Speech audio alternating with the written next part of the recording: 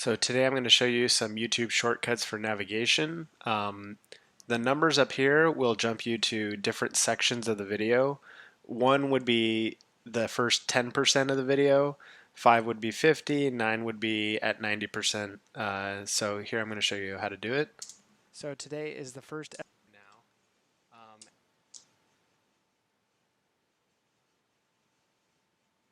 Bypass the track. And 0 should send you back to the beginning of the video.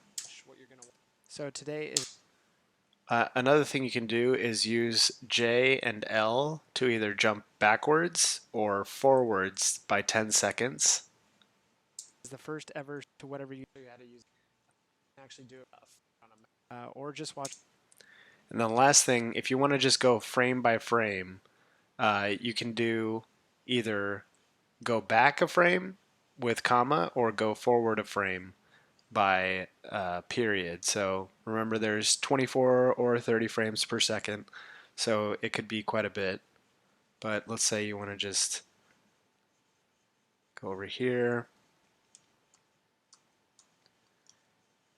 You can see it's skipping forward frame by frame if you look at the cursor over here, and going backward frame by frame.